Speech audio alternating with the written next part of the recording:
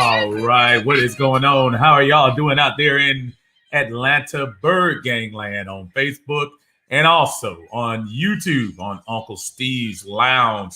How are you feeling? It is Sunday, June 6th, and I need to turn down my volume because I can hear the echo coming in here. But it's Steve here on June 6th, y'all. And guess what we're going to talk about today? Guess what our number one sports thing we're going to talk about today? We're going to talk Floyd Mayweather and Logan Paul. No. We're going to talk Atlanta Hawks versus the Philadelphia 76ers. I'm lying a little bit because we are going to talk about that in the sense of football. But got to talk today about what many are saying is going to be a sad day, but, you know, it is what it is. This has been the worst kept secret in the NFL, and especially here with Atlanta Falcons fans. Julio Jones finally dealt today to the Tennessee Titans.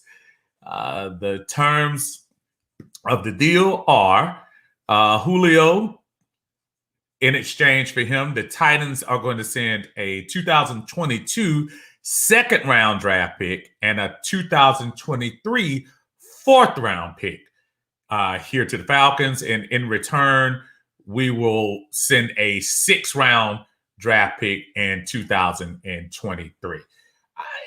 At the end of the day, he wanted to leave. So we had to do something. No, we didn't get the coveted first round pick that everybody wanted. At this point, I'm not super upset about that. A second round pick, that's not guaranteed money. That's not, a fifth year option connected to that. I'm cool with that. second round, fourth round in 2023. That's about right. For somebody who, let's keep it real, it's been hard to gauge what he's really worth right now. It's easy for us to go back and start looking at the good old days 4 or 5 years ago when he was just the man and there was no doubt. Am I saying that he's still not a top 10 receiver in this league? Absolutely, that's not what I'm saying. But there has to be some concern about the nagging injuries, the age. When is it going to drop off? Do we want to still be part of that huge contract when the drop off happens? Guess what? We don't have to worry about that anymore. Now, that's the Titans' problem. And on top of that, folks, the biggest news to me as a Falcon fan is for the first time in a long time that I look at one of my favorite football or sports sites, and that's Spot Track, when they're talking about the actual salary. And I look at a long time. One of my favorite football, you see positive sign behind the salary cap number. As y'all see, I am joined by inmate 268946382. Yeah. It's here. Zuckerberg Correctional Facility represent. I'm making sure I can hear you, and let me make sure I got you on here. Can you hear me, buddy? Yes, sir. I can hear you just good. All right. I'm going to turn off. I got this other thing on, so let me turn this down so I can hear you, my friend. There you go. All right. Talk to me, brother. How you been? I've been doing good, man. I've been waking up early in the morning, eating breakfast in the yard. You know what I'm saying? Doing my work on the duties. Talk to my attorney. I should be out of here soon. I'm on the way to the halfway house, man. Oh man, look, we glad to have you back. All right, so tell me the first thoughts when you heard about the trade. Your first initial thoughts. First initial thought was finally. Second thought was definitely not surprised. The next following thoughts was a little bit, I'll be honest, a little bit of sorrow, but relieved also. It's hard to not have some connection to this cat. If we want to take it there, and I don't want to take it fully there because, you know, our fans sometimes have a tendency to go all the way there. We haven't had that type of excitement guy since the Mike Vick era. Mike Vick was the last person to give us that swag, that popularity for, brutally frank, us urban folk here in Atlanta, that absolute personality that we could connect with.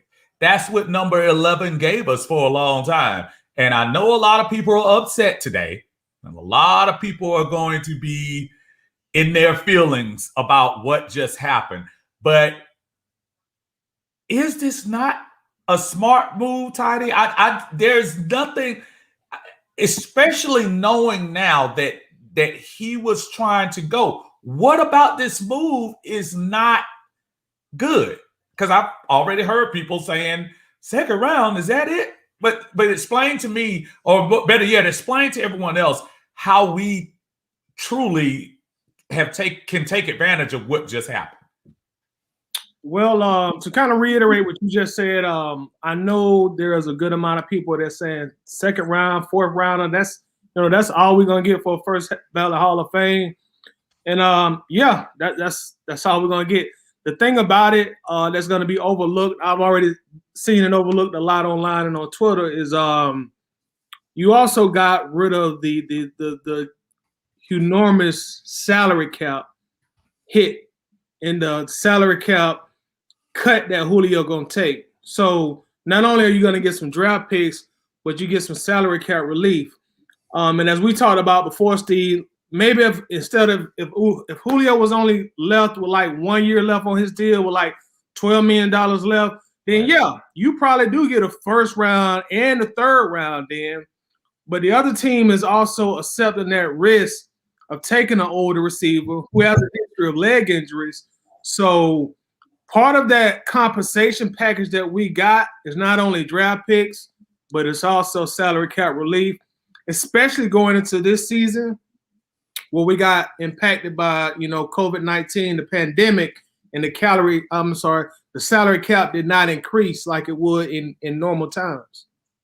And that's a very good point. That number, as of right now, according to Spot Track, is $23,891,125, which I don't have to do super math. I'm sure that's enough to get the rookie class signed, and more importantly, got a couple of free agents out there hanging, defensive free agencies that we might be able to grab a sneaky person. Can you see Justin Houston here? Can you see one of the other pass rushers available here? I think it's a positive to me. There's nothing at this point that I can't see positive. Let me acknowledge some of the folks on here. I see Jimmy Hall breaking in. I say, yeah, Julio gone, Matt Ryan stays, I win. That's Jimmy. That's Jimmy Hall. All comments to Jimmy Hall. Andre Davis. What's going on, Big Dre? Say, as I got slaughtered for saying back that I thought we should have traded him at the end of 2018. We could have had gotten a king's ransom. You're absolutely right. Brother Henry Andrew says, what's up? Jimmy also says, Tidy looked like he lost his bet with his friends, them cigars.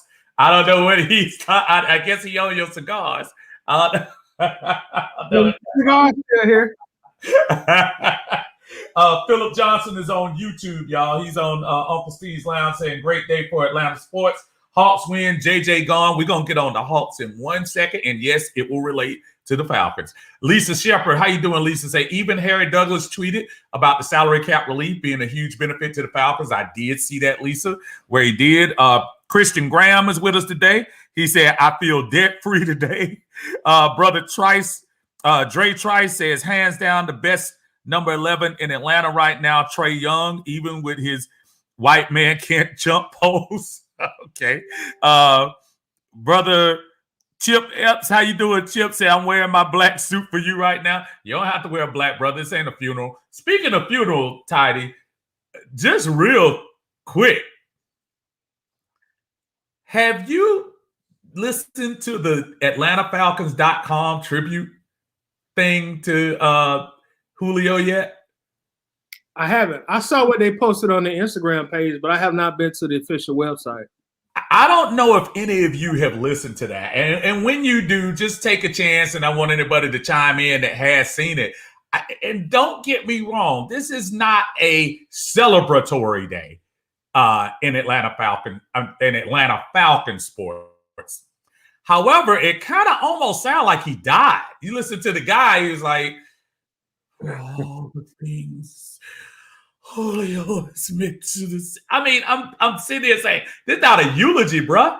I mean, he's moving on, and by his own, he wanted to move on. So I get the tribute. 10 years, and I looked at some of the stats. Let me get the stats up real quick that I saw on here. Julio, and drafted in the 6th round, 2011. He is the Falcons' career leader in catches at 848, yards 12,896, and is second to Roddy White in touchdown receptions, 63. Never got that touchdown record. His 95.9 receiving yards is the best per game average in NFL history, almost 10 yards better than Calvin Johnson, who is second. So, look, it's a sad day, y'all, but I just not feeling it totally. I'm not.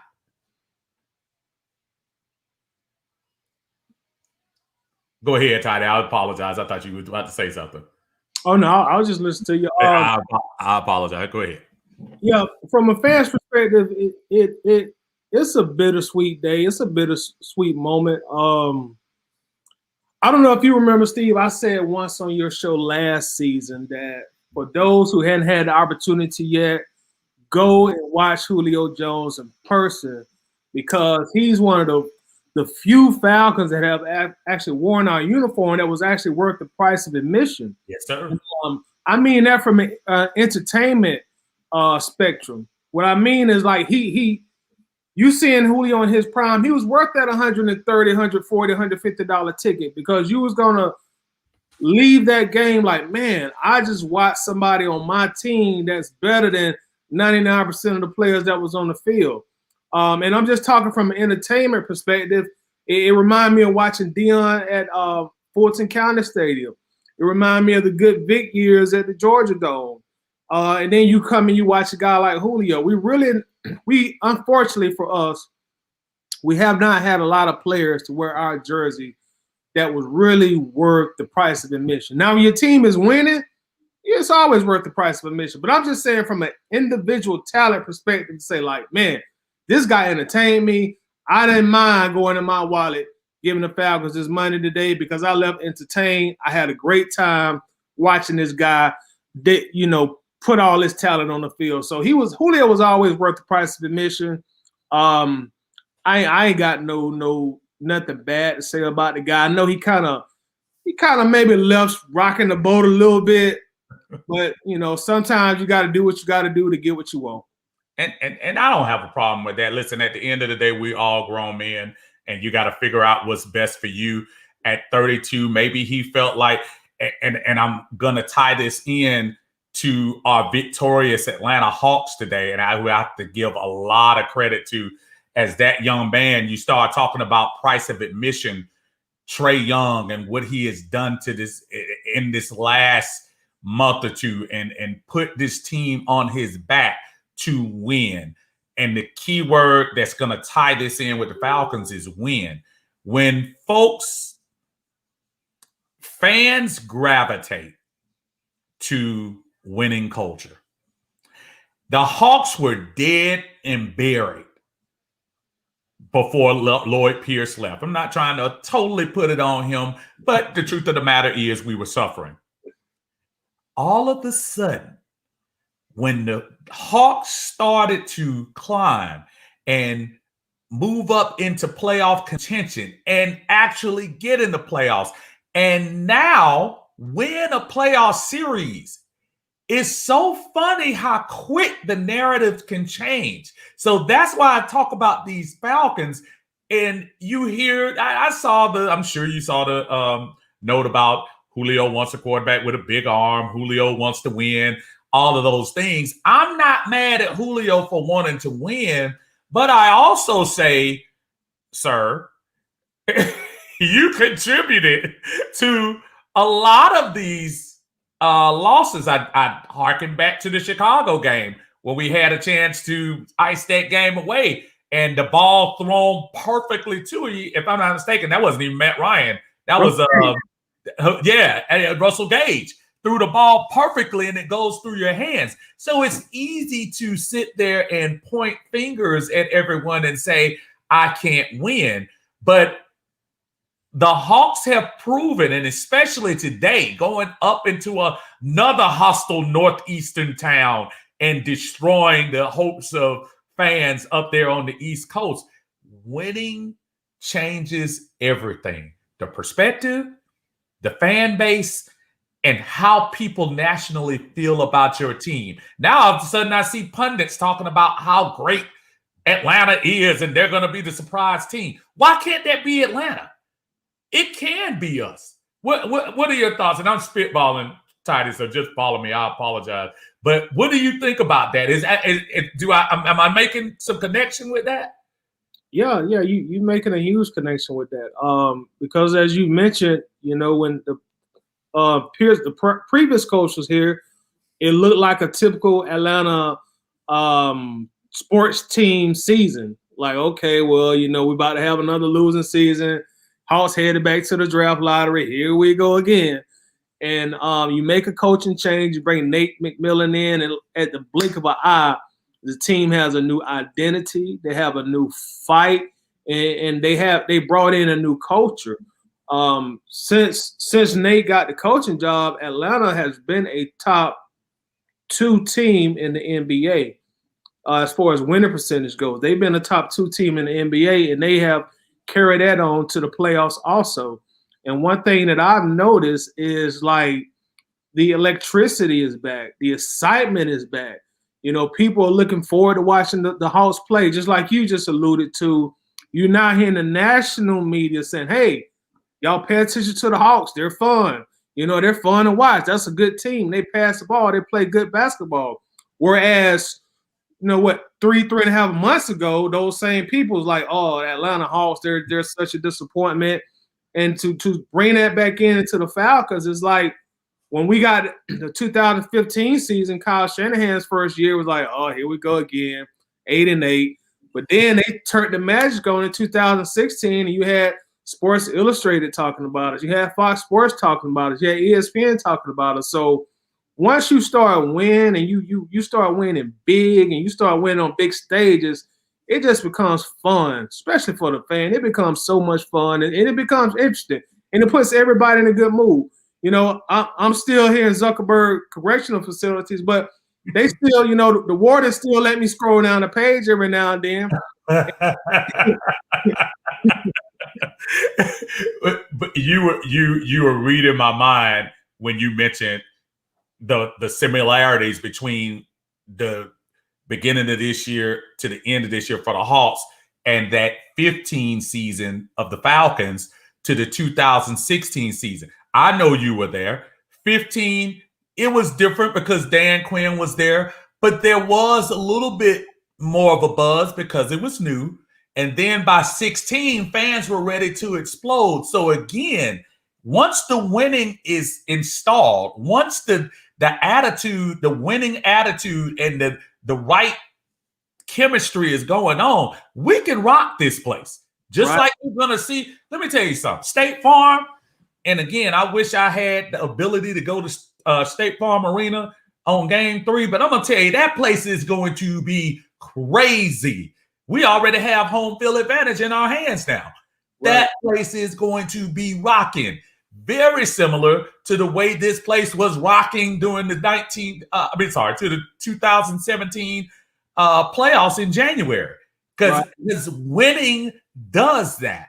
And that's the point that I think when you hear folks, we're not being nonchalant about players and how I think all of our goals, whether you like Julio, dislike Julio, like Matt, don't like Matt, it all goes back to winning. Same thing with the Braves late last year.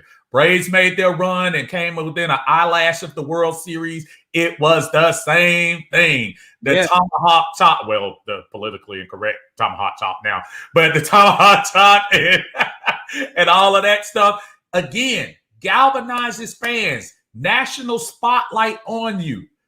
We want that back, y'all. And we want it back by any means necessary. So now, today, we pay tribute. I got my number 11 on. And there you go. Listen, all due respect to Julio Jones. Julio Jones lit it up when he was here. But I'm promising y'all, after this week, folks, I'm not going to tell y'all what to post and what not to post. I'm not going to tell you what opinion to have. But now we got to rally behind our team. Our team is set.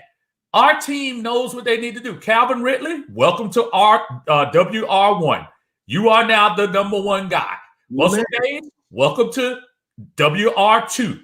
You are that guy now. Kyle Pitts, you have been thrown into the fire.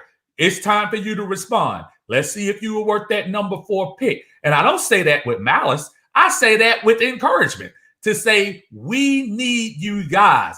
Julio Jones is gone.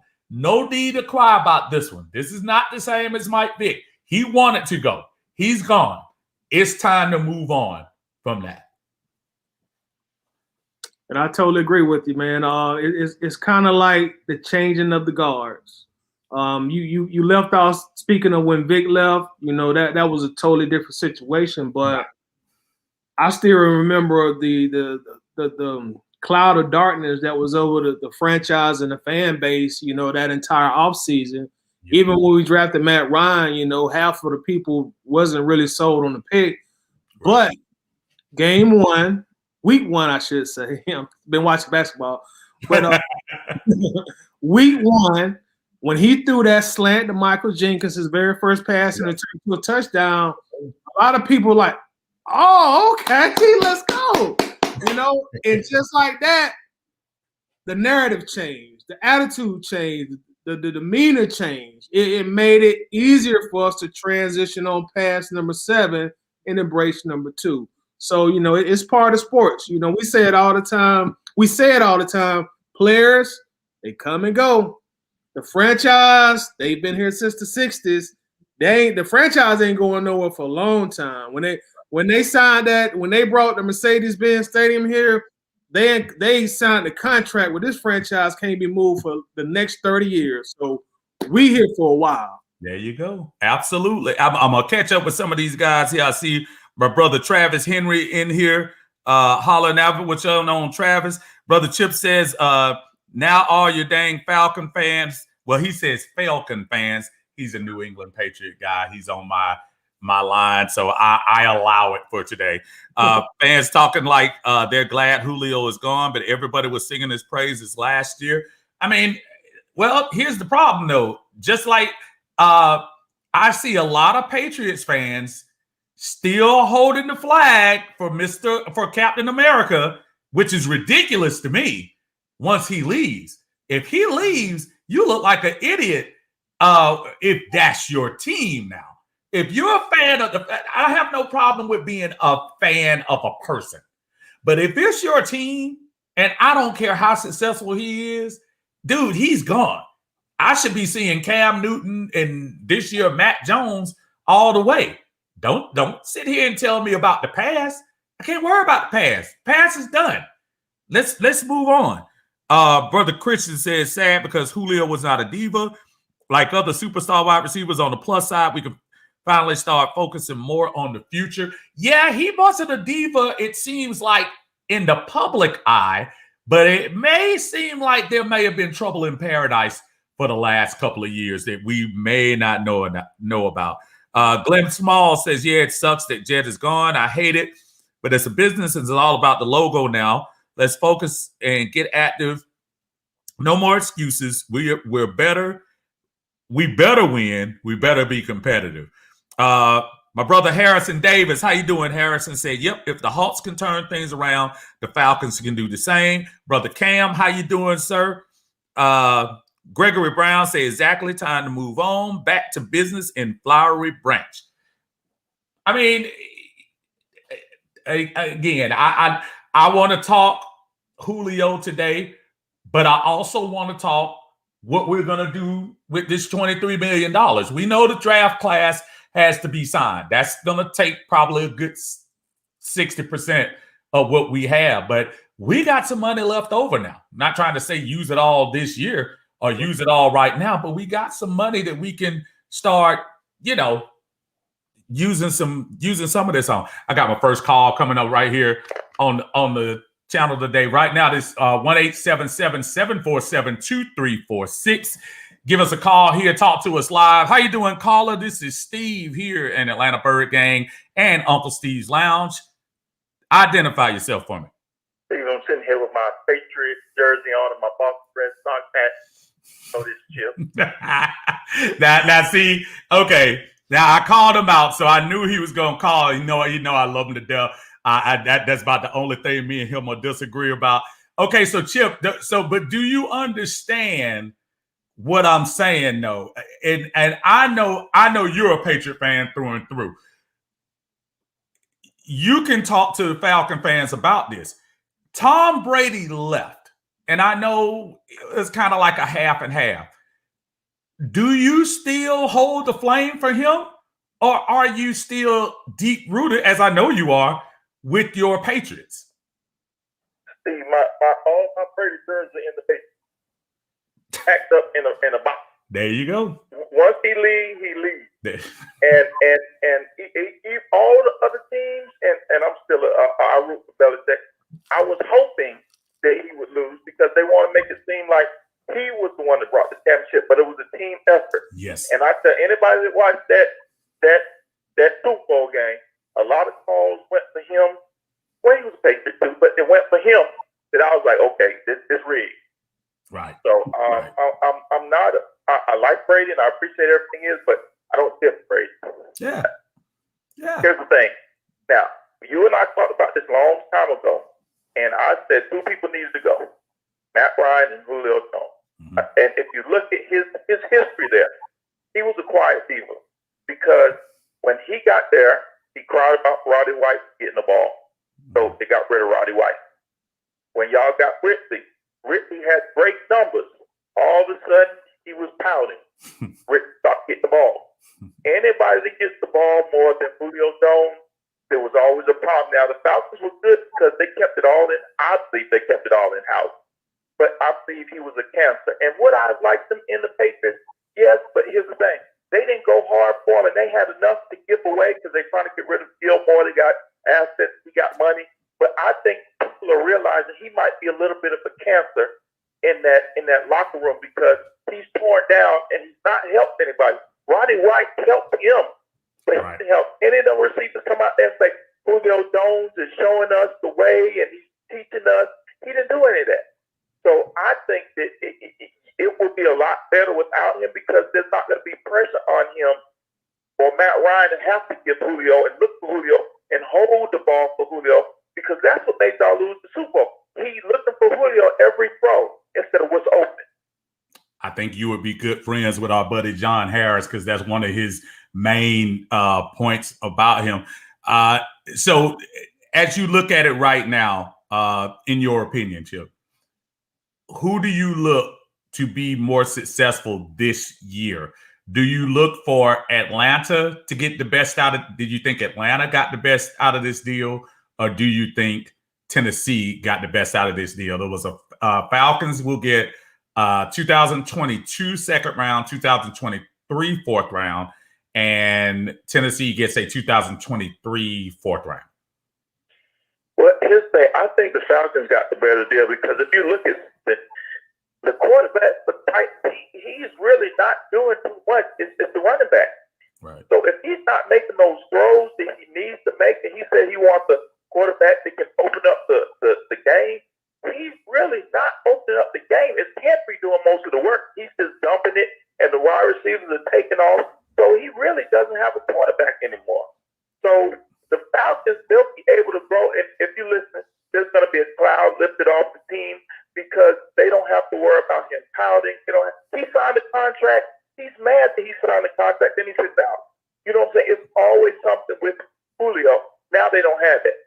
Now, you'll probably get another deeper later on, but right now, you're good because the team doesn't have to worry about him. And a lot of those injuries were pouting injuries. You know what I'm saying? Oh, absolutely. He's upset, my toe hurt. He's upset, my ankle hurt. He's upset, my hip hurt. You know what I'm saying? He didn't play through injuries. You know what I'm saying? Small injuries.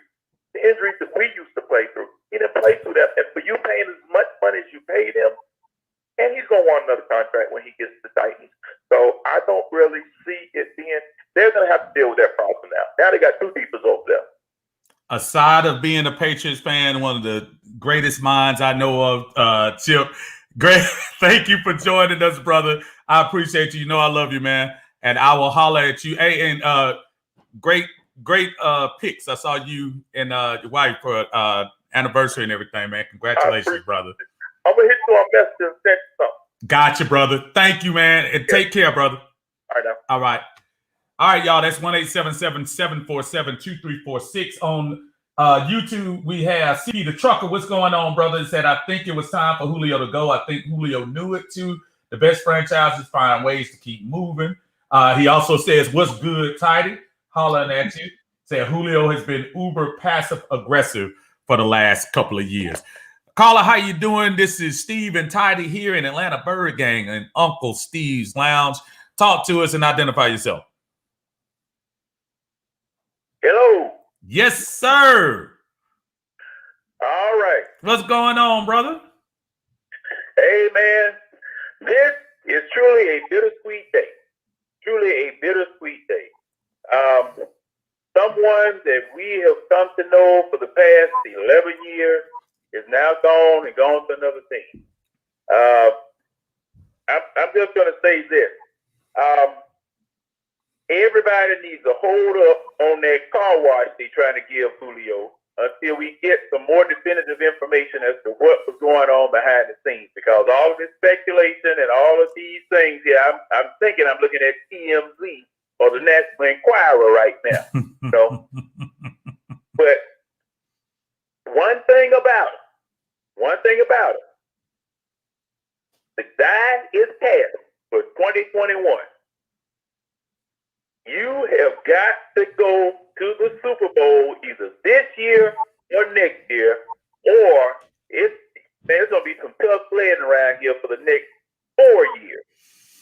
Because right now, you've gotten your big wide receiver / tight end. You've elevated everybody's moved up a slot. Everybody's moved up a slot. This man is going to have to do the best coaching job that he has ever done for his very first job as a head coach / offensive coordinator. Hold that thought 1 second, Jay. Ty, I want you to interject on something because that is an interesting expectation for fans. And we're going to get right back to you, Jay. Mm-hmm. Do the Falcons need to go to the Super Bowl to validate this trade? I personally think playoffs would be nice. I'm not saying I'm not aiming for the Super Bowl, but I don't think the Super Bowl is, especially as young as the guys are, I don't want to be unrealistic about it, but I saw this as something different. What do you think? I'm going to say I don't think we necessarily have to go to the Super Bowl because even with Julio, we were not projected to be a Super Bowl contending team. Now, the flip side of that is if Julio happens to get to a conference title game in Tennessee or even a playoff, then that puts a lot of pressure on the Atlanta Falcons franchise. Now that I want the best for Julio, but if he goes to a Super Bowl and he wins one before the Falcons do, that's a lot of mud we're gonna have on us, and just like if one of those quarterbacks we pass up on gets to a Super Bowl before we do, that's one more we got to eat. So I really think it's going to depend on what Tennessee does with Julio and how we answer it. It's almost like, I'll put it this way real quickly and I'll be done. It's like the Tom Brady, Bill Belichick effect. Brady left. He won the Super Bowl. Now Bill Belichick, he's in a frenzy. He spent $100 million in free agency. He knows he needs to answer that now. So I think we're going to have that same dynamic in Atlanta with Tennessee. That makes a lot of sense. Now go ahead, Jay, and I apologize because that was an interesting thought, what you were saying. I just wanted to interject that. Go ahead. Because I'm going to go back to a question that I asked to both of you 2 weeks ago when 2 to 4 weeks ago when these people came here and said, we aren't here to rebuild. We are here to win now. Right. And when I asked you guys what win now means, you did ask. That's Super Bowl. Yeah. That's Super Bowl. Now, realistically, like I told you and as we discussed, we can't win. I don't see us going to the Super Bowl. I don't see us going. We possibly may go to the playoffs, but I definitely don't see us going to the Super Bowl. Then every move that this team and this new regime makes for these next 2 years, according to what they said out of their mouth, is that we are here to win now. So this Julio trade was one of the things that they determined that they needed to do to win now. Because as we have stated before, you didn't have to trade Julio to sign everybody. You didn't. You still could have had the same money and been in the same predicament with Julio and with another weapon.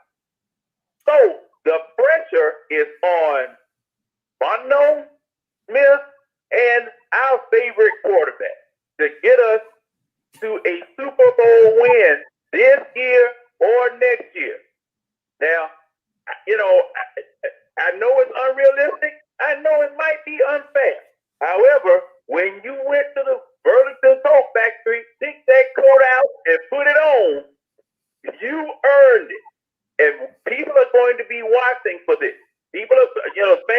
even looking for this. Now, I'm just interested to see how this is going to work out. You know, just like you guys said. Now, like Titus just said, Julio go to a Super Bowl, win the Super Bowl. There's definitely going to be a problem. I don't really see that because, like they say, you know, they've lost their offensive coordinator. We have him here. So whoever it is that they hired and instead, there's going to be a learning curve for them too.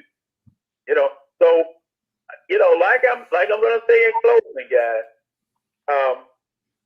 This is bittersweet for me. Half of the dynamic duo is gone. I don't know which one is Batman. But anyway, so Well, you know which one you want to say, Batman. I was about to say, don't sit here and try to. I'm going to hold him accountable for that dynamic duo. For him to even put dynamic in any context with Matt Ryan, either he drinking now or he went to Colorado and brought back some product and enjoyed it. Some of that special vegetable. You got to get. I still got. No matter my problems with Matt Ryan, you still got to give the devil his due. I still got to give the devil his due because of the fact that if it wasn't for Matt Ryan, there would be no Julio. If it wasn't for Julio, there would be no Matt Ryan. I mean, they are symbiotic. They were tied at the hip. And your other person that was on the draft, your draft broadcast, Quintores Lopez, whatever his name is, you know, he got mad because of the fact that I was bringing up Matt Ryan as far as the Julio story was concerned. However, you can't separate them. Yeah. You can't separate them. You know, so part of Matt Ryan's yard or Julio yard, and the same thing, you know, vice versa. So you can't separate them. Like him or hate him, John Harris will tell you as it is. And the one thing I can tell you that he is a true Falcon fan. My brother Jay, I appreciate you as always, my brother. We will talk down the line, okay? All right. Thank you, brother. I mean, look, there are some people that have a problem expressing how they're feeling. He ain't one of them. He definitely ain't. And there are valid things that he said in that. Listen, every fan's expectation prior to kickoff is the Super Bowl.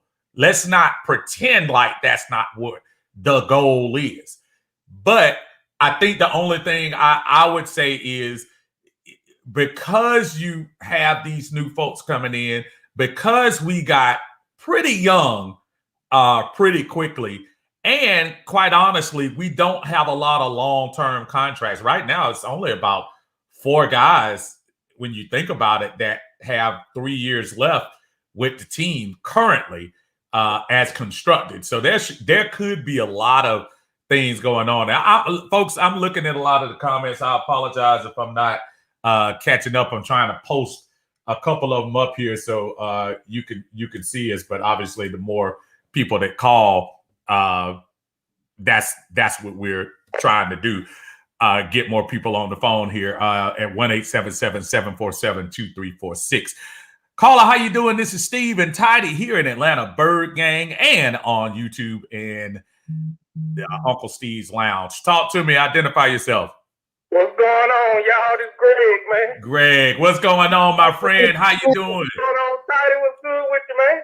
I'm chilling, Greg. I'm about to come home, man. My attorney said I'm gonna hit the halfway house next week. So before you blink, I'll be home. I'm almost there, bro.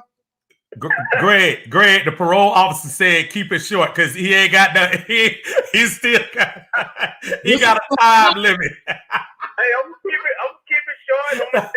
I'm just joking, bro. I'm just playing with you. I'm messing with Tiny. Hey, I'm gonna keep it simple. I loved everything what Julio done for the franchise.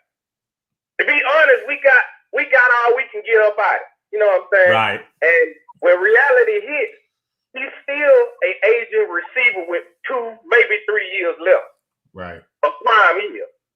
Now he's going to take his aging body over there to the AFC. Now you got to remember, there's some headhunters over there now.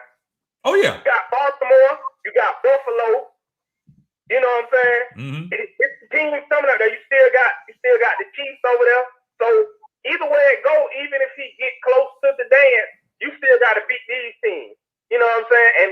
And we both know it takes more than offense to win the Super Bowl.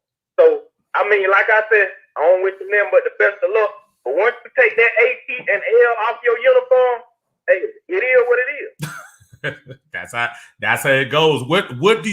Who do you think got the best out of this trade situation? I know at the end of the day, I know he was trying to get out of here, but who do you think? Falcons got the second round this year. I'm sorry, second round in 2022, fourth round in 23. We're gonna give them our fourth round in 23. Who do you think got the best out of that? And to be honest, I just answered that for you. Look, we got an agent receiver. Look, we got the second and the fourth, and that's still adding to our future. Like I said, we got the best of what we can get out of Julio. So to be honest, we got the better deal. And I apologize. I keep saying fourth round that we give them a sixth round. Thank you, Todd. And I will tell you, this is how much I know him because this is why he the encyclopedia guy.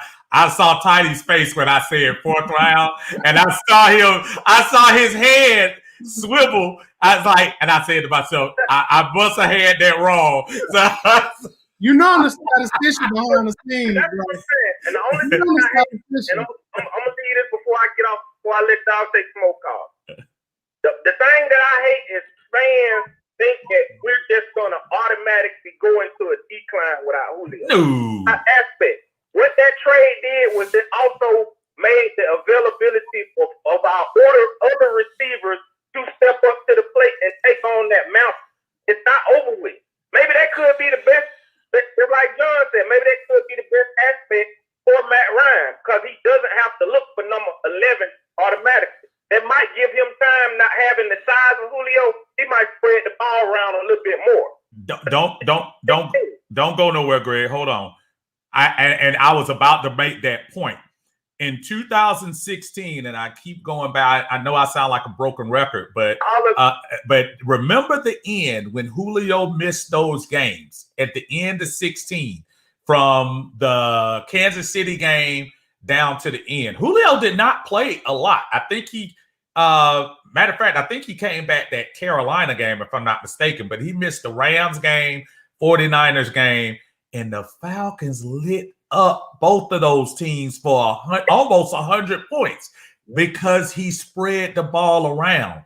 I think if this doesn't do anything, this takes the focus out to look at number 11. Yeah. Makes them better. Because you look at the aspect. If you got this one massive, huge target, okay, Julio, I know Julio can beat this guy over here. I'm going to throw it up top, let Julio. But if you can't pinpoint who he's finna throw it with, does that make it harder for the defense to figure out or makes it easier for the defense to figure out? Because if you know we automatically going for Julio, that's pretty much kind of easy to adjust to on defense. But if we spread the ball around every doggone down, how you gonna plan for that?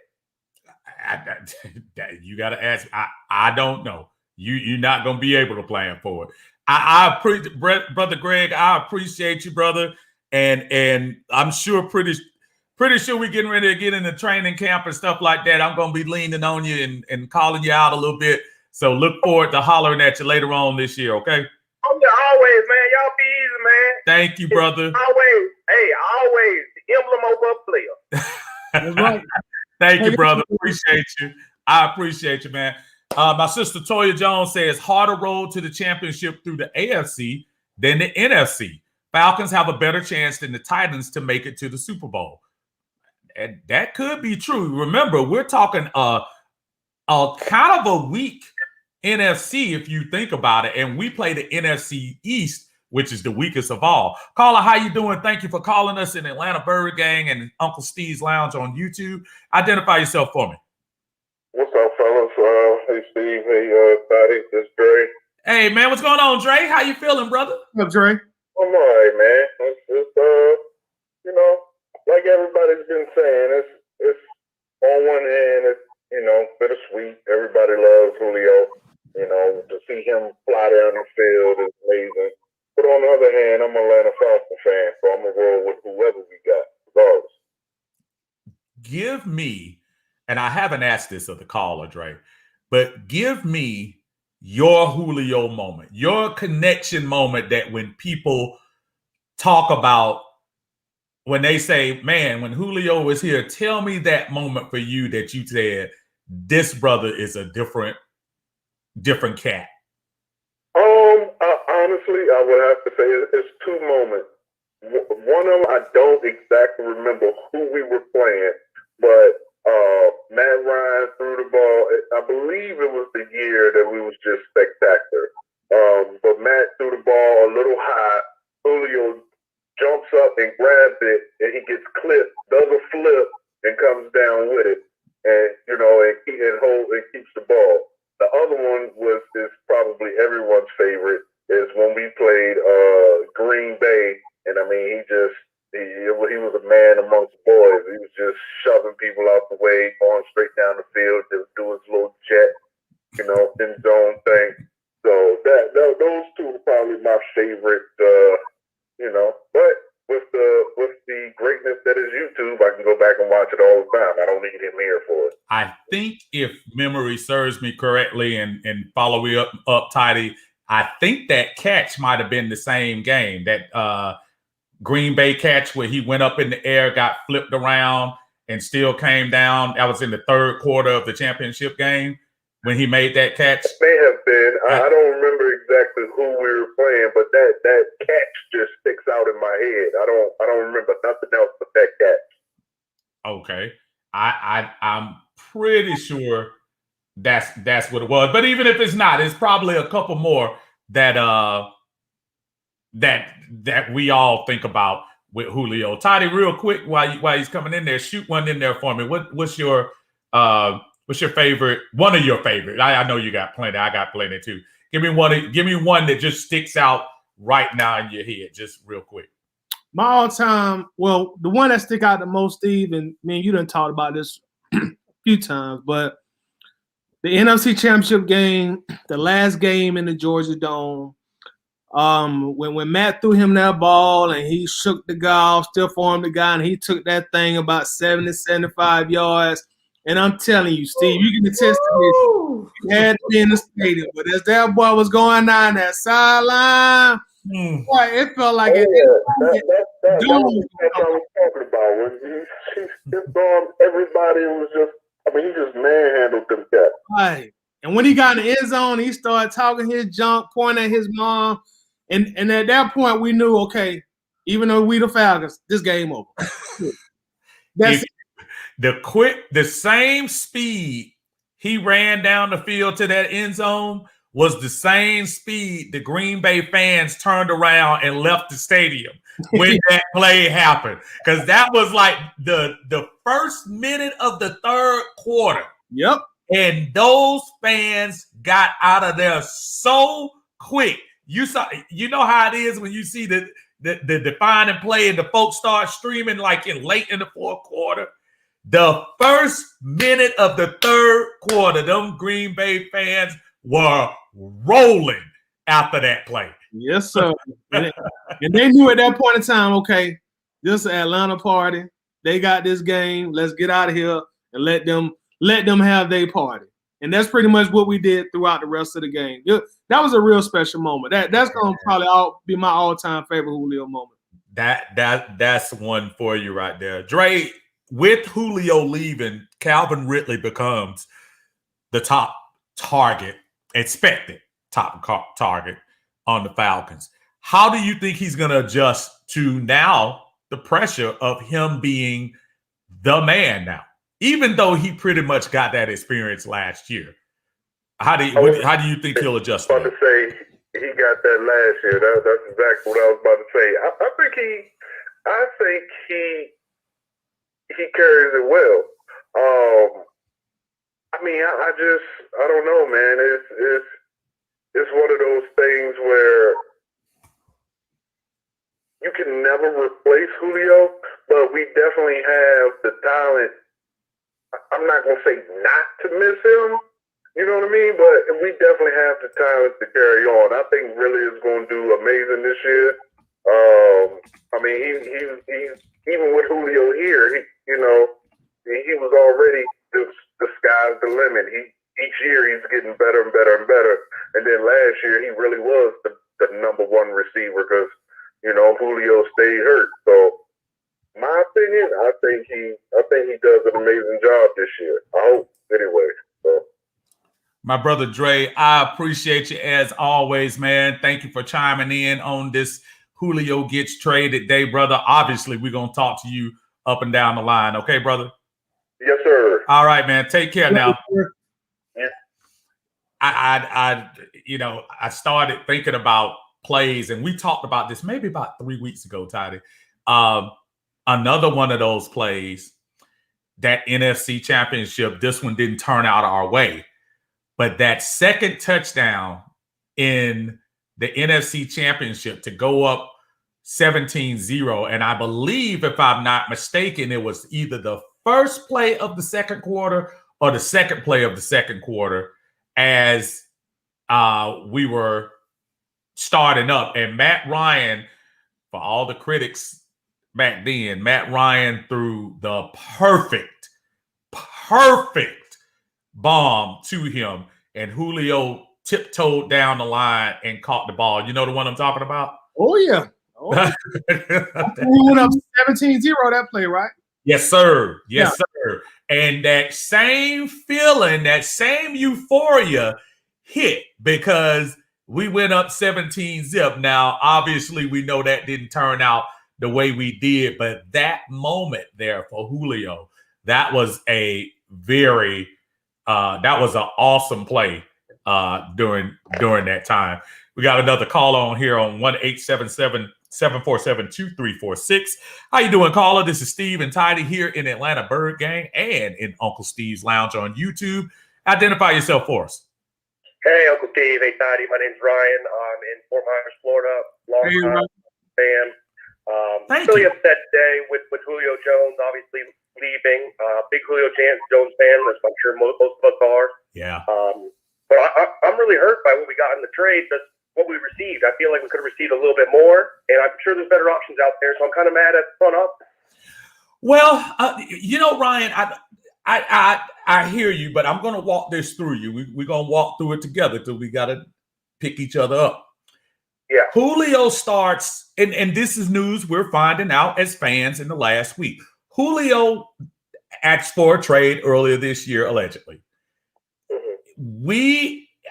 I have a feeling with the new regime coming in, if we wanted to not have a distraction and get rid of Julio early, when the asking price would probably be at minimum first round, I think we would have done it. Mm-hmm. I think there might have been something, and we'll never know. Probably we'll find out later on, but there had to be something holding that up.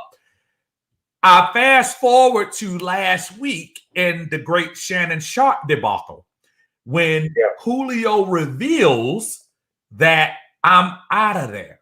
Now, to me and you and all the other fans, that sounded like a throwaway line. Okay, he's gone. But from a negotiating standpoint, from the Atlanta Falcons organization, if you're another team, you're like, oh, shoot, he want to go anyway.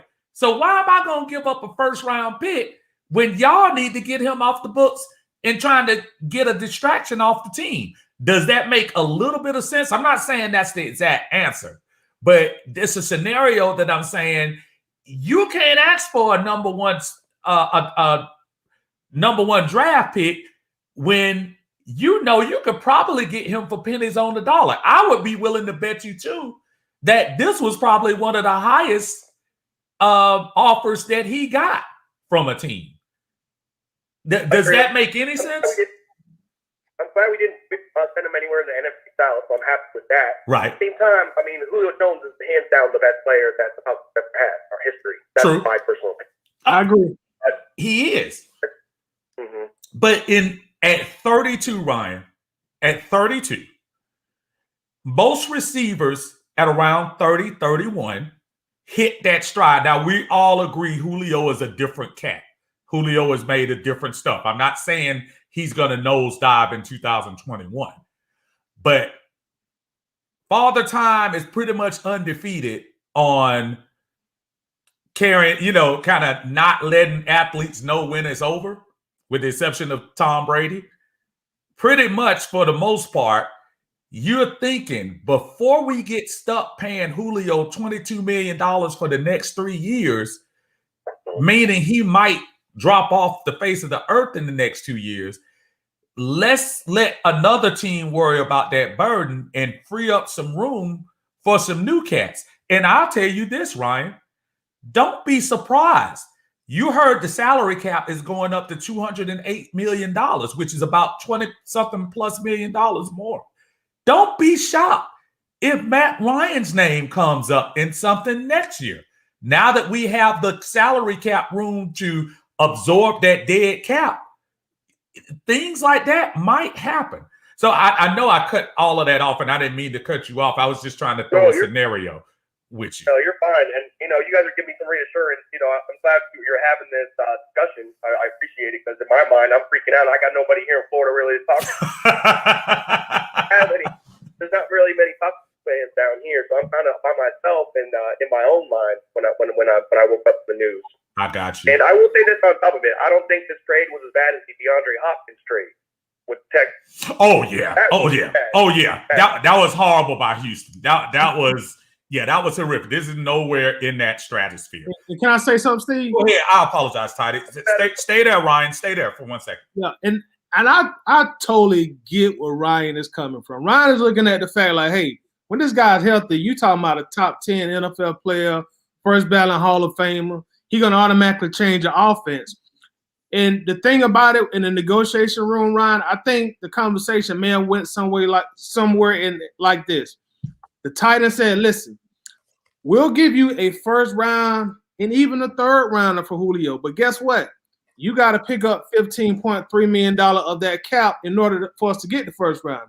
Falcons in their current cap situation, like, no, Tennessee, there's no way we can do that. You guys already know our predicament with the cap. That's a big reason we're talking to you. Say, okay, well, if you don't want to pay the heavy portion of this money in the first year, the best we can do is a second rounder and a fourth rounder. Because remember, Atlanta, we got to eat this entire salary that you guys have signed this guy to. So if you want us to scratch your back, you got to scratch our back a little bit too. So essentially what I'm trying to say, Ryan, is if the money wasn't such a big factor in Julio's contract, we could have got a first rounder and a third rounder and possibly a sixth rounder. But it was just so much money that they had to pay for a 32-year-old wide receiver coming off a leg injury. So I think that played a real heavy part in it. But I hate to see him go too, man. The fan in me hate to see him go. Yeah, that's good. That's good. Does that make sense a little bit? Yeah, no, I appreciate it.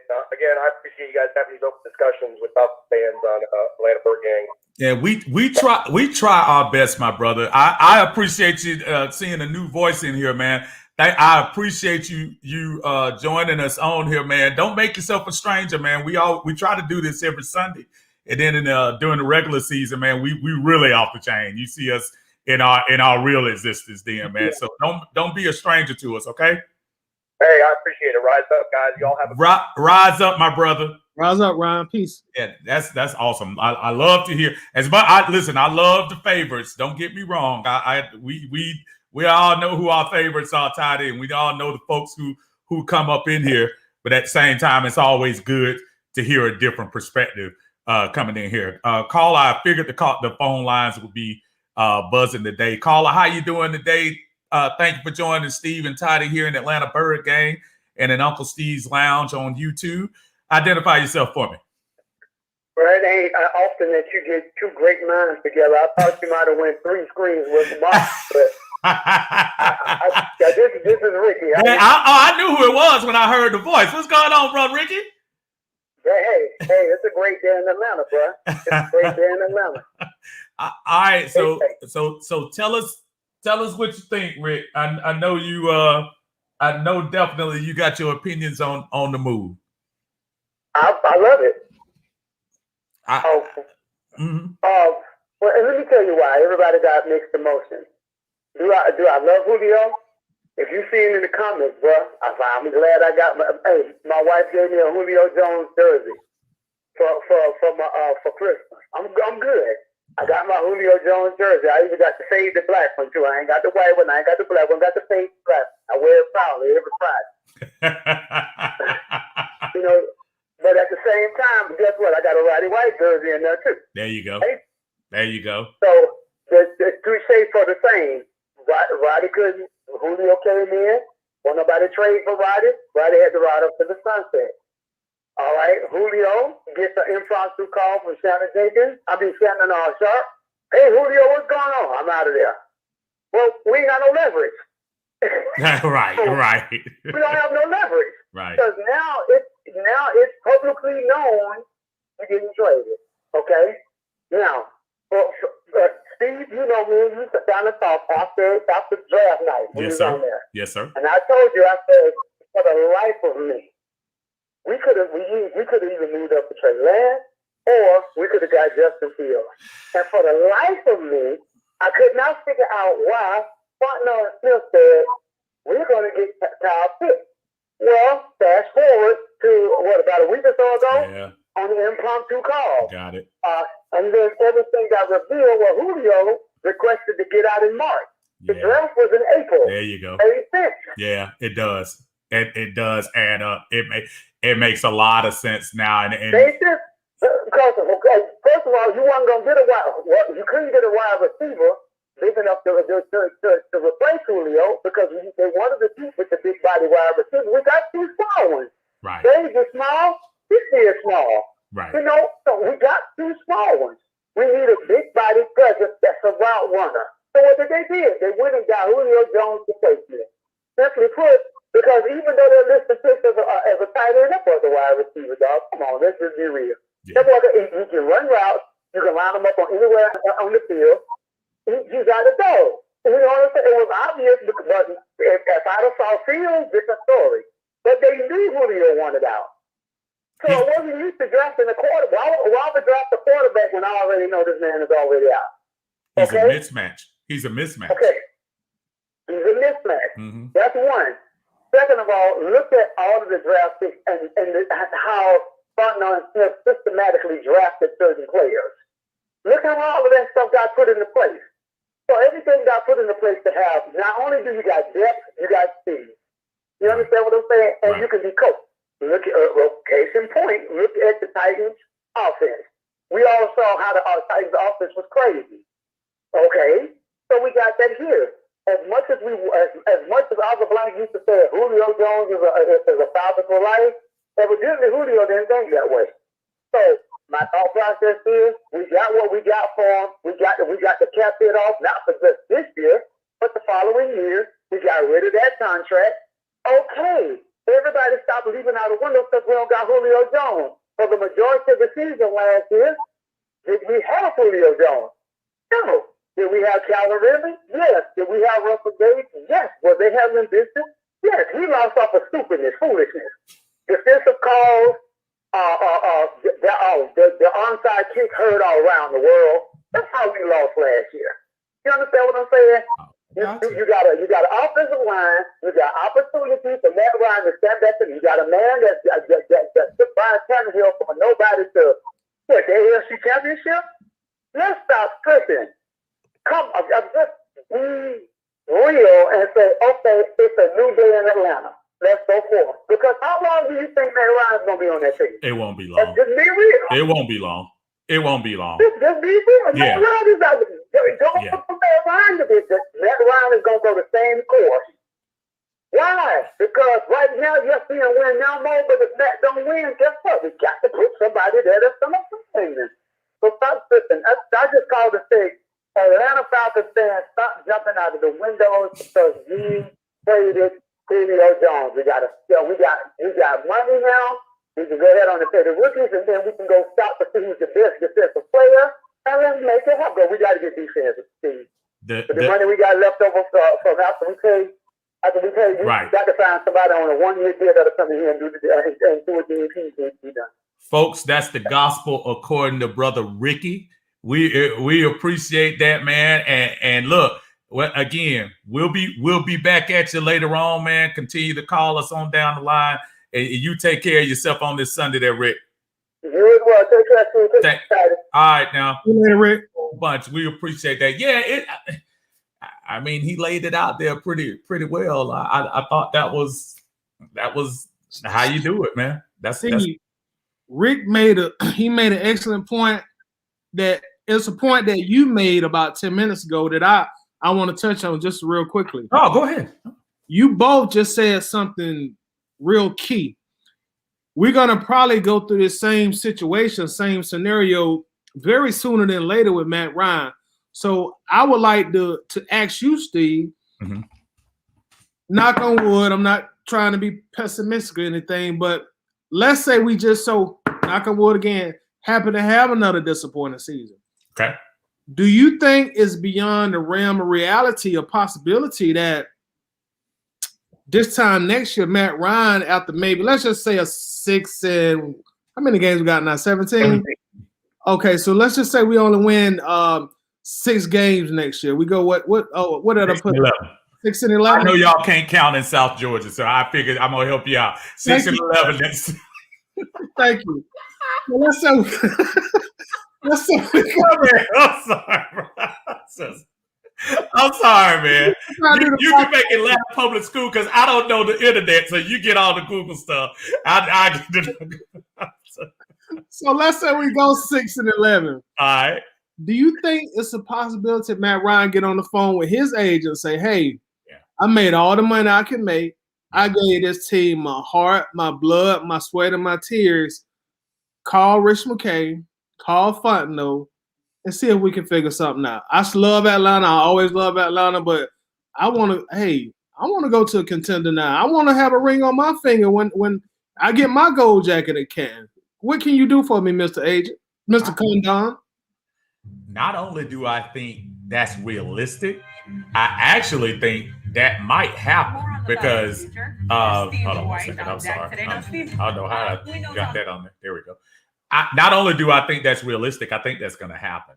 Again, the salary cap that's going to kick in now that TV money going towards next year is going to inflate some things.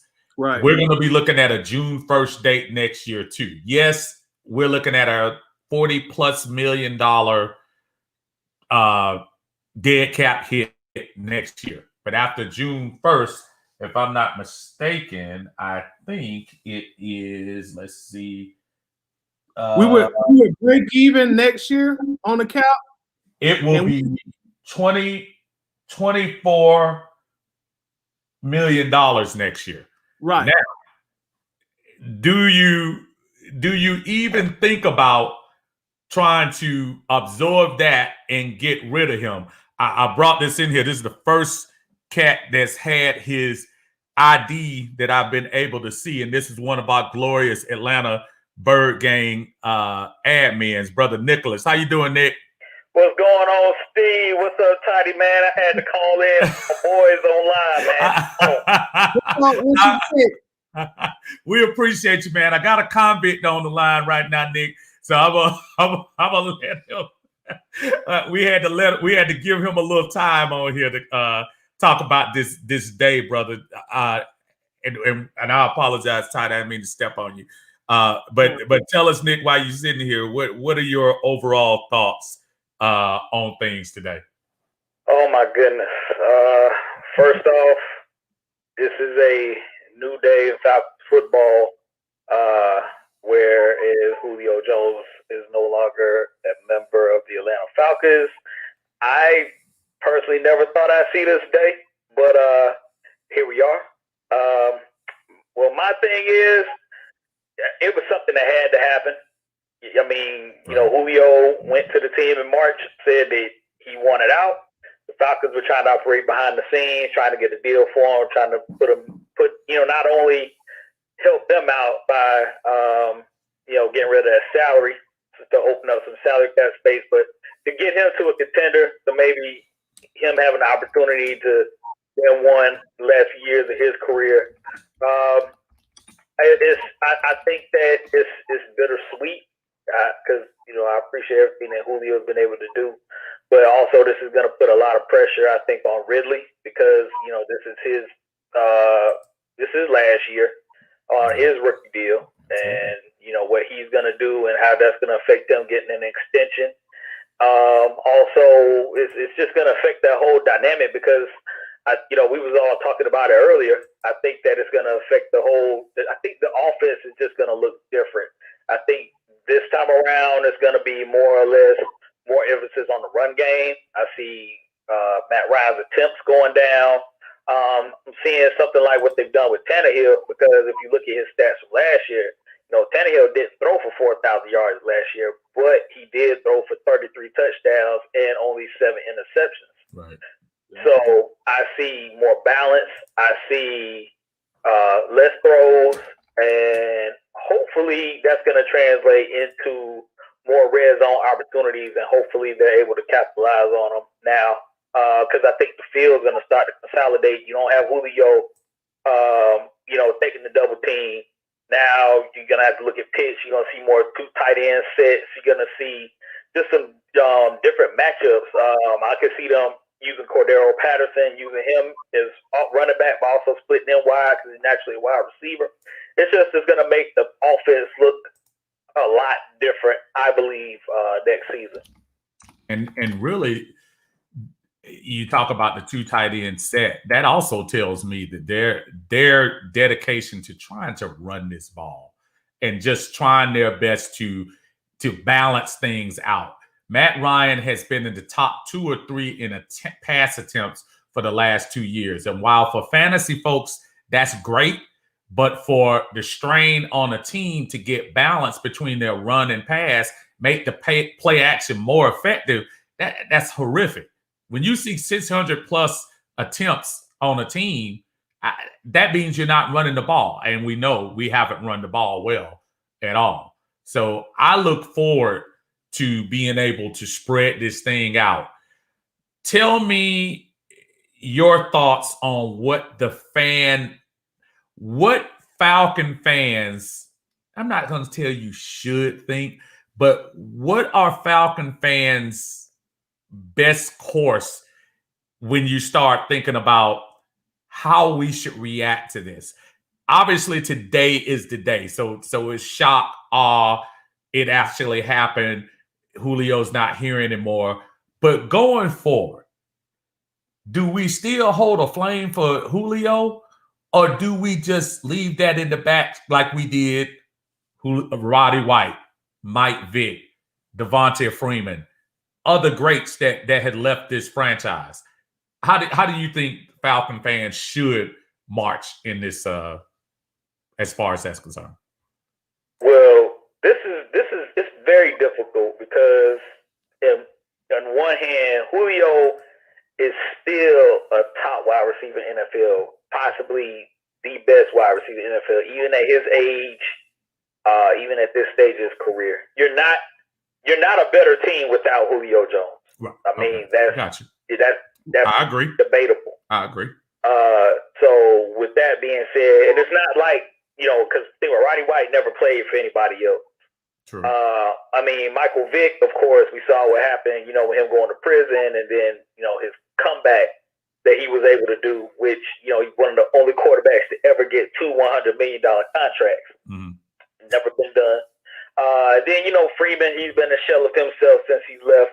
I mean, but for Julio is still Julio. It's not like you saw him deteriorate before your eyes and it was like, okay, now he's gone, but like, no. And then I think Falcons fans are going to be watching the Titans. They're going to be watching what he's doing because people love Julio. He's a superstar. And anytime you lose a superstar, that's gonna affect the whole dynamic. Atlanta fans are gonna resent the Falcons for what they've done. It's gonna almost look like, even though, for a casual fan, it's gonna look like they kind of chose Matt Ryan over Julio Jones. Yep. And that's not gonna sit well with a lot of the fan base, especially when a lot of fans are ready to go on for Matt Ryan. But here we are. You have now a 14-year quarterback. And I say it time and time again, you just don't see quarterback staying with one team this long without sustained success. And you see one of your great wide receivers, probably in fact the greatest wide receiver in the history of the Falcons, you see them leaving, going to another team to play, and here we are. And you got a new regime. You don't know what you're gonna get. You know, of course, you really don't even know what to expect because you don't know what they're gonna look like because Arthur Smith is a rookie head coach. So I would say for Falcons fans, best thing is just to be patient. That's all really you can do. Just wait to see what they're gonna look like, and just wait to see what the results are gonna be. But you're gonna have people that are player fans versus the logo. Me, I'm for the logo. I love the Falcons. Right. I still want Julio to be successful, just not when he's playing us. And but at the same time, I'm more for the logo. But you got people that might actually jump ship because they were Julio fans, and you get people like that. Same thing in basketball. Like you see how even with LeBron, you see how you have the Cleveland fans. You go to LA, the Lakers fans. You got fans like that. There are fans like that, but it's just different types of fans, different types of dynamics. But for true Falcons fans, best thing for them, just be patient and just wait and see what this team is going to look like. Brother Nick, I appreciate you as always, man. It's a new day, but I look forward to it. And as the other transitions, and we transitioned from Vic, we thought it was all over. We moved on. We transitioned from Roddy White. Never thought we'd have another great receiver. We moved on. So I look forward to the freshness. I look forward to something new, man. I appreciate you, man. Me and my buddy over here, 3861257, he appreciates you. And we'll catch you all down the line, my friend. Yes, indeed. We got work to do. Yes, sir. Thank you, brother. I appreciate you. I see Brother Marcus online. Brother, how you doing, man? Good to see you. Brother Sean said I'm in Middle Georgia, not South Georgia. Brother Armani is on the line. They try to represent over here. I wanted to get back to one good point he made, and I haven't heard it yet, and we know it's going to happen in the group, so I want to get it out there before we talk, and I want you to talk about it, Toddy. There are going to be some that say the franchise pick Matt Ryan over Julio Jones. That's going to happen. We're going to see the posts. We're going to see the response. We see all these things all the time. I'm not trying to start anything. But now that we have a little bit more perspective about Julio's ask for early in March to leave, it makes sense that they decided to hold on to Matt as opposed to trying to move him and draft a quarterback. So what are your thoughts on that? When Nick brought that up, it just popped my mind. That was one of the things I was going to talk about. It is something to think about that people look, this world is what it is. Sometimes we see black and white and we just immediately think that's the reason. And it's no secret that we're in Atlanta or around Atlanta. But this truly, after further review, sounds like it was in reaction to Julio saying, I'm not coming back. Yeah, and Nick made a lot of excellent points. And to touch on that, now that the dust has kind of settled somewhat, with Julio asking for that trade March, February, whenever it happened, prior to the draft, it really made the Falcons' choice to not take a quarterback even that much more clearer. Because you got to find a way to get out this Julio contract, and yet and still we're still going to end up paying him a good lot of money. So you can't get off the Julio contract and the Matt Ryan contract almost simultaneously. So yeah, now it makes more sense why they do recommit to Matt Ryan. Hey, we'll restructure your contract because we know sooner than later we got to get off this Julio contract. We got to trade him. And I know to some it's going to seem I heard a caller on. I apologize. Caller popped in tidy. I apologize. Identify yourself, caller. How you doing? Hey man, it's Marcus. Hey, what is going on? This is the admin hour. Hey man, I couldn't have Nick outshine me, dog. Hey man, Nick brought game, man. You better come with it. You dropped the mic on you. He definitely has a different perspective. Yeah, that was good. So now let's hear from you, man, because I trust me, I'm not gonna lie to y'all. When I was in church, when I heard the news, and I just knew, and if you came on, I apologize, and I missed, but I'm always interested to hear and see your perspective on this whole thing. So please, the floor is yours. I want to hear what you think about things. Yeah, man. Like I said earlier, I did 2 videos on this. Mm-hmm. I'm done with the Julio video. I made like 6 or 7 about Julio just in the last couple of weeks. But for me, I made a video earlier before the trade, based on the stuff that just kept leaking, right, about Julio as it pertains to the team. Right. So I'm jumping back in the car, and I mean, my inbox is inundated. Hey man, when you gonna go live about Julio? I'm like, man, I just went live about Julio. What y'all talking about? Oh man, he got traded to the Titans. What? So of course, I don't believe what nobody put in my inbox. So I immediately run and jump, and as soon as I do, I get alerts about Julio. My take on it is, I'm like Nick, it had to be done. He couldn't come back to the locker room, so it's like you had to trade him. Right. Because if you didn't trade him, he's got 2 options: hold out or come back to the team. He can't come back to the team.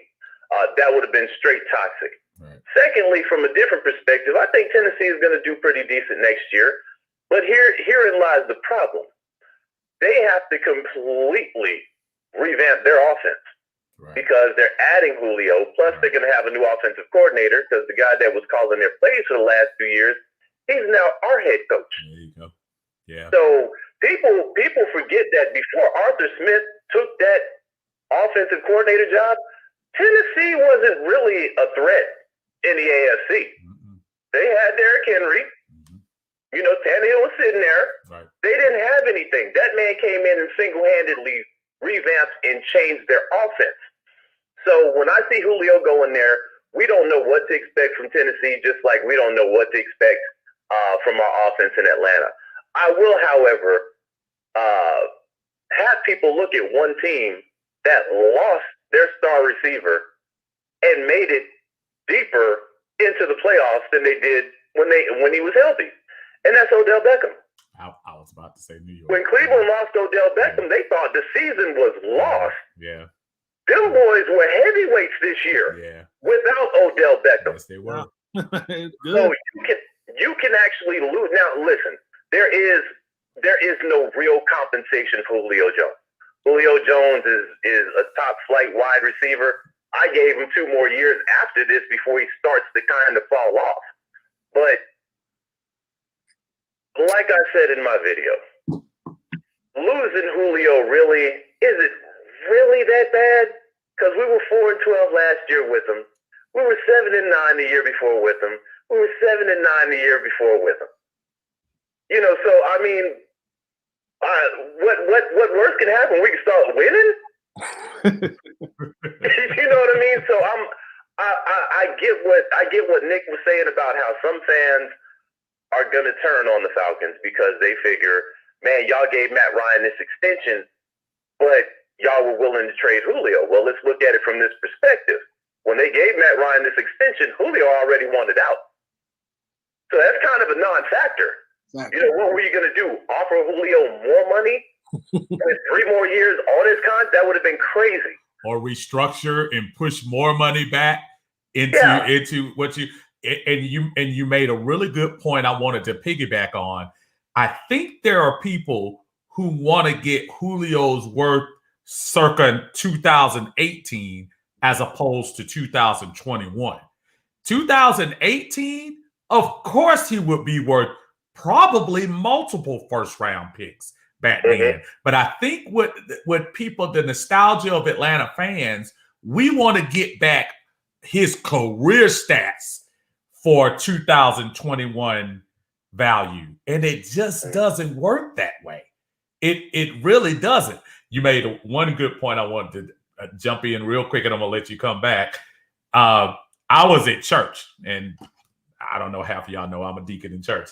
So I'm sitting on the front row, and I'm supposed to be moderating. And obviously, I have my phone nearby.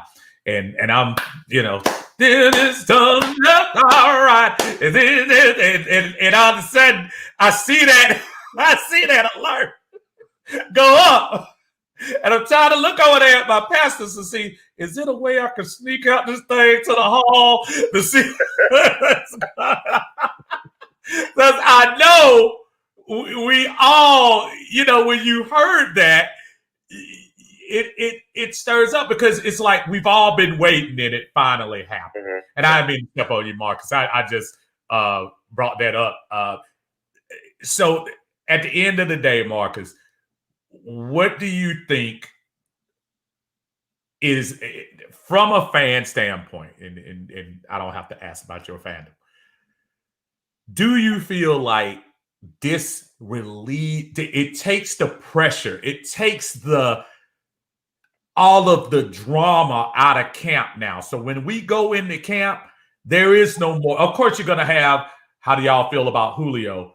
But now y'all can concentrate on it because he's gone and he's finished. So in your opinion, does that help this team focus now on getting the task done in 2021? Not only do I think it helps, I think it helps tremendously, because now you have a head coach that can focus on his roster. He can focus on the guys that want to be there. The players, like your Russell Gage, like your Zach, like your Dart, they can actually focus on the work instead of, okay, are we trading Julio or are we not? Am I going to be the number 2? Am I going to be the number 3? Now these guys are established in their positions. I think this team is definitely going to be, listen, if Atlanta wins 5 games this year, they were better than they were last year with Julio Jones. True. So for the fan base, I think the ones that right now that are like, I can't believe they traded Julio, the one thing that gets them back is winning. Yep. If this team comes out and starts winning, nobody's going to really be caring about what Julio is doing per se. Now, people are going to watch Julio because Julio is box office. I'm going to be watching because I'm interested to see what Tennessee is going to do with Brown, Julio Jones, and that big back Derrick Henry. Right. But at the same time, I'm looking at, people forgot we drafted Kyle Pitts. Right. Like, this has been such a distraction. Right. We forgot that just a couple of months ago, we drafted a generational talent at tight end at 4. Right. So I think this is going to bring people back to it. And I think with mandatories, like I said in my video, this is going to be all the news tomorrow because it's brand new. They're probably going to start off the lead in shows with this. But by Tuesday, people are going to be moving on because it's mandatory camp. So everybody's going to be talking about their specific teams. With us, we've been spoiled at wide receiver for a while. Right. I think that's why Matt Ryan, there's furthermore hate for Matt Ryan. It ain't like Matt Ryan's been throwing the bumps. Yeah. We've always had a good wide receiving core. We had one with Julio, and we had one without Julio. True. So I think people need to quit saying that we're doomed. Bro, we were 4-12 last year. If we're doomed this year, y'all might as well just clock out for the season. Because we shouldn't win no games then. But I'm looking at this roster, like I said, I've been high on Gage. I've been high on Zach. We definitely going to win more than 4 games. You win more than 4 games, you did better than you did when you had Julio Jones. And with that being said, man, I'm gonna give the floor back to y'all. Y'all know how I talk. Brother Marcus, man, we appreciate you as always, man. And while I got both of y'all check y'all inboxes. I put something in there yesterday to just check things out, and we'll holler at you later on. Thank you, brother. We appreciate you, man. Peace, Marcus. Right, no problem. All right, brother. I appreciate. I cut him off a little too early. Sorry about that, Marcus. But yeah, man. I mean, that's just crazy, man. See, y'all done mess with me now. Now y'all messing with me with my church name. So you said, "Oh Lord, the deacon boy having a meeting about that after church."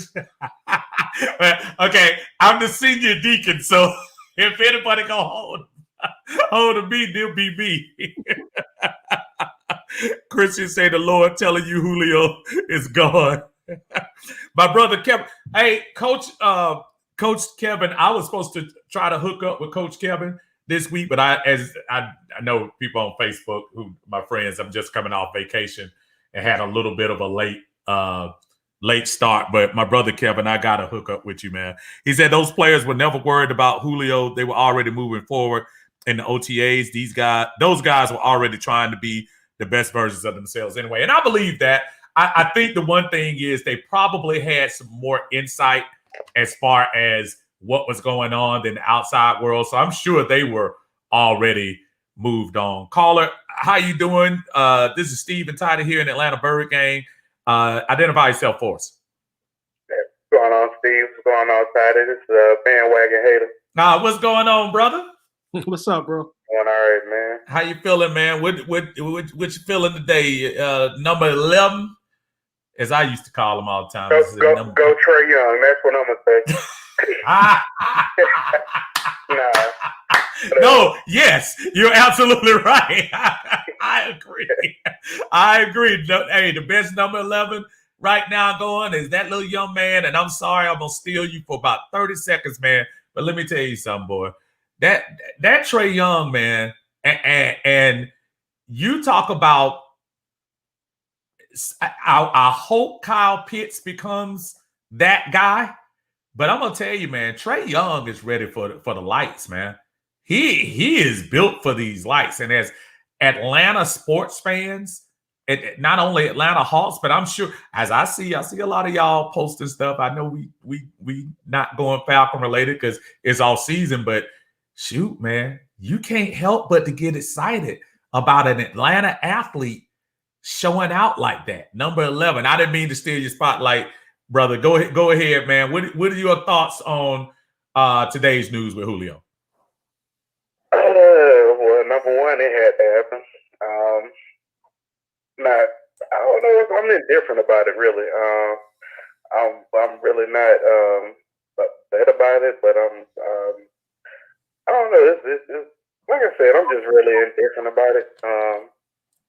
Julio made it clear what he wanted, so the organization had to make that decision. Aside from that, I just hope that and and the guys that was kind of behind Julio and Ridley are ready to just take their place at the line now. It sounds like you might be a little bit skeptical. And listen, anybody who's been here long enough to see what Julio has done over the years, even before he got hurt, Julio was putting up nice numbers to the halfway point in that last year. So I think the confusing thing with fans is no one's saying Julio is trash, right, and he's coming up. But for those who are just used to seeing number 11, I think it is a little bit of culture shock to not be able to see him. But I liken it a lot to when 84 was here and the year we kind of jettisoned him out of here. So do you feel like we made a mistake? I'm listening to your tone. So I'm just trying to see. I'm trying to see if he gets therapy here, because you sound like you were a little sad about that for a minute, brother. No. Like I said, I'm indifferent. I really don't have a word to say. I mean, not a word to say, but I don't really have any strong feelings one way or another. Right. I mean, it's kind of hard to miss somebody that was at the game, but hardly on the field. That's true. That's true. And a lot of times, it was times where a team like Julio left his hands at the house too. when he was on the field. And I'm not saying Julio was not a good player or anything like that, but he had some very, very, very questionable drops last season. And can't just put it on Matt, Right. And not only the drops, how many times have we seen this, Tidy, you and I, and I know if we had our brother John Harris on here, he'll probably break down frame for frame. Then Julio will go in for first down, jog himself out for second down, decide whether he's going to come in for third down. He stopped becoming every down back for $22 million back, every down receiver for $22 million. And I'm sorry, if you go to the general manager and say for 2 years in a row, first year, I need $2 or $3 more million. They accommodate you. Second year, I need you to tear up my contract and make me the highest paid player in the league, highest paid wide receiver in the league. And they do that. I think the expectation is you should be at least in 65 to 70% of the plays. And fans have a way of deciding on their own for the value whether it's worth keeping you or not. Right? Right. Exactly. And then, you hear the comments about ball placement and, underthrown balls. Look how many badly thrown balls, Drew Brees threw to Michael Thomas and he still went up and got it. Oh, absolutely. Absolutely. Julio was supposed to be that guy that can basically turn himself into a pretzel and all of a sudden have Velcro on his hands. How long has it been since we've seen him make those type of catches? It's been a minute. We talk more about his drops on here than we talk about catches last year. Yeah. Exactly. So it just goes back to that point, that theme that's been, that's been circulating the last few weeks. Okay, we was 4-12 with Julio on the team. So how? At the end of the day, how can anybody say that we're not going to be a better team because Julio's not here? I think that's a hard argument, my brother. That's a hard one. Man, I appreciate you joining us today, man. We're going to try to sneak 2 more calls in here before the night. My brother, you have a great Sunday, okay? Oh, yeah. Tell that guy, I think his name was Ryan. He called like 3 or 4 calls back. And he was in Florida or whatever. Tell him he's not by himself, man. Oh, okay, brother. Where you at now? I'm in a panhandle. So. Okay, I got you, brother. Listen. Well, y'all are always welcome, man, especially if you're talking these Falcons, man. Thank you so much for joining us, brother. Oh, yeah. Appreciate y'all. Hey, that's awesome, especially looking at all these folks from Florida calling us. 2 Floridians.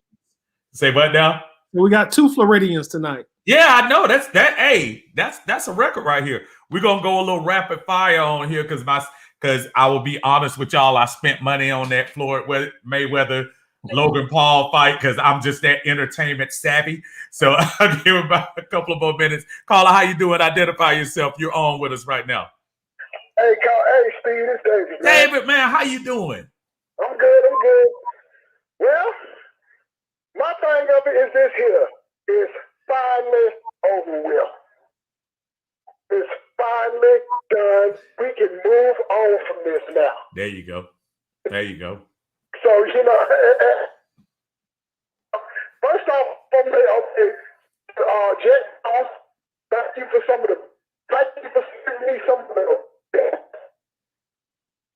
Uh-oh. David, hang up and call right back, David. You coming in broke. Call right back. You're in a bad sale. You're in a bad sale right now. Call me back in 1 second. Yeah, but I think overall, I think we getting a good sense today. At least it seems like for the most part, Tidy, most of the folks are, I think, have the right mindset. Hey, it might be over for Julio, but I think they're gonna move on as far as the team is concerned. Hold on 1 second. Caller, this is Steve and Tidy joining you here in the Atlanta Bird Gang. Identify yourself for us. Hey, how you doing? This Terrell. Terrell, what's going on, my brother? What's going on? Hey, I'm glad that you appreciated Brother Nick, Brother Marcus, and the last brother who spoke. Don't come for South Georgia no more, Steve. Hold on. Get it, Terrell. Get it. Get it, Terrell. Y'all act like I don't know nothing about down there in Columbia, Macon, and Waycross, and all them other places down there in Lowndes County and stuff. I done rolled through there. I'm from Fulton County, Atlanta, Georgia, but I know about y'all boys down there. That's why I don't mess with y'all. Y'all be eating that corn and cows and all that stuff down there. With y'all. I got you, Tyler. Well, I'll take you, brother. Oh man, what you got for us today, Brother Terrell? Hey, James, just like I said before, man, it was bound to happen. It needs to happen for Julio and for the team. Right. There's two things that I look at this right here. Let's say Julio didn't do what he said what he said, right, and unfortunately he get hurt again this season. Now we lose more value out of him. True. And stuff. My other concern with the move now, would teams start to play us differently, like a straight up game, or is that double team focus going to go on Ridley, especially for Ridley this year, get ready to end his rookie contract? So those are my two concerns right there. That's a legitimate question. I think, Tidy, with the drafting of Kyle Pitts, and let's face it, folks, whether we like the actual decision to get a tight end, I saw that brother on the sidelines during the Hawks game on the sideline. I think I've said this before. At the end of the game, the Hawks came over there, and I saw Trae Young come over to him and look up. I saw Bogey come over to him and look up, and I just started to think, 6'6", 245, Tidy? Am I right? 245, 250. 245. That's a man, and a young man. Yeah, Calvin is going to get a little bit of attention, but I don't care whether this is his first year or not. 6'6", 245 running 4'4", you're going to get some attention in the middle. So I think you look at Hurst, you look at Gage, and you look at whoever's going to, well, I know the 12 personnel might not let a slot person in there sometimes, but whoever's coming in there, I think they're going to eat for the stuff that Kyle is bringing on. Don't you think, Tidy? I totally agree. And the thing about Calvin Ridley, he got to be kind of happy because now he the number one receiver and he got a contract about to come on. He's a contract year. Right. So, Terrell, I look at that as, advantage Atlanta.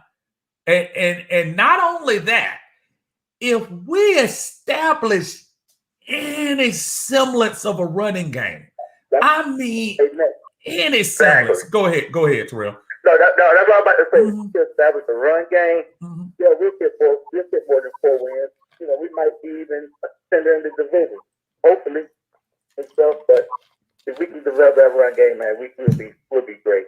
And if the defense can hold longer than 3.5 quarters, we'll be great.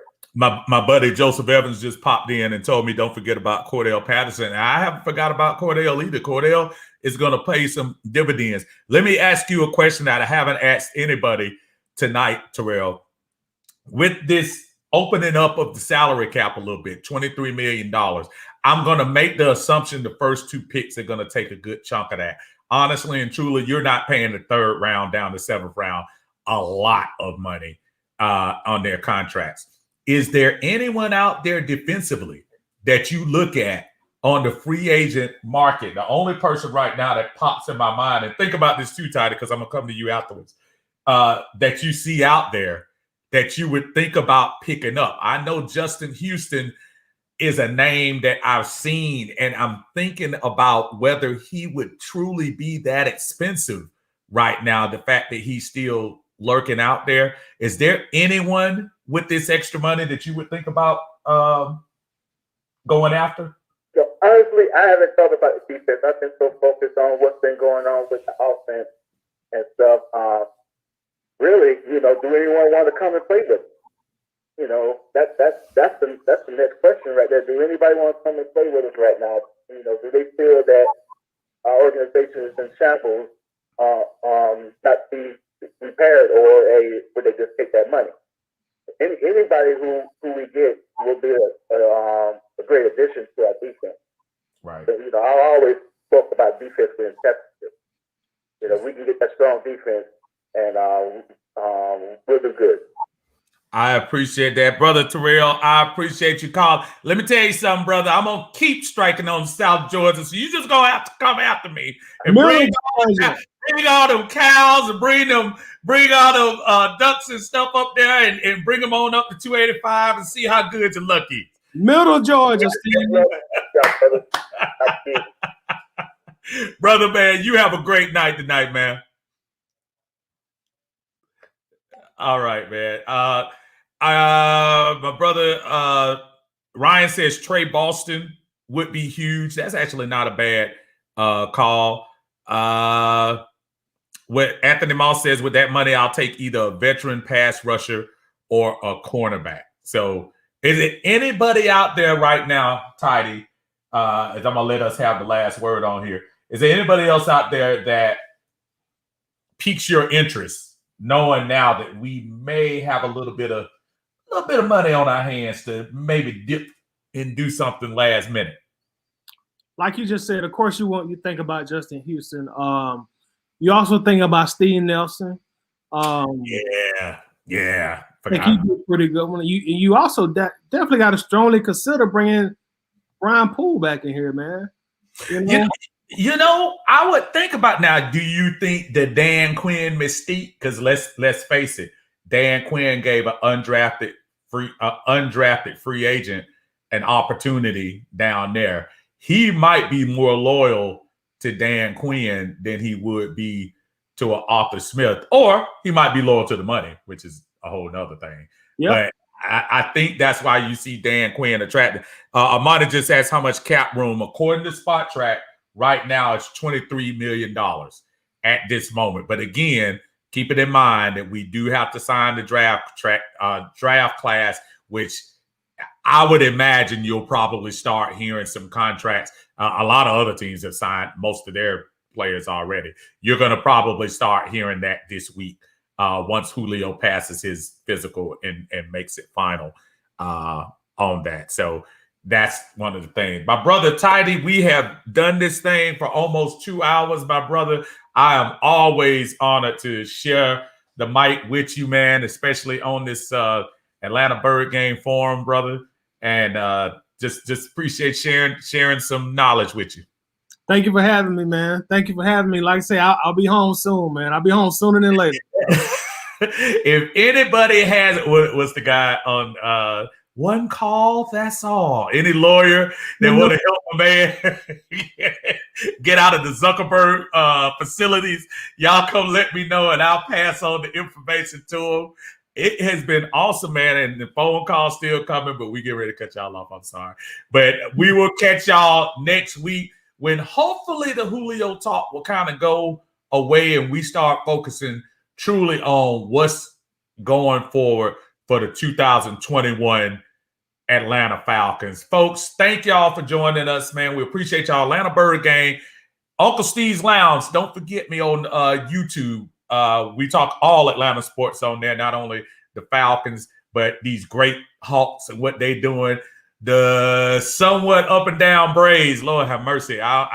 It's early, so they haven't even reached the 40% mark yet. So we're gonna hopefully get some good things out of them. Until then, y'all have a great Sunday. We will catch y'all later on. Peace to y'all. Rise up. Rise up. Thank you, Julio. Appreciate you, Jet. Thank you for having me, Steve. All right, buddy.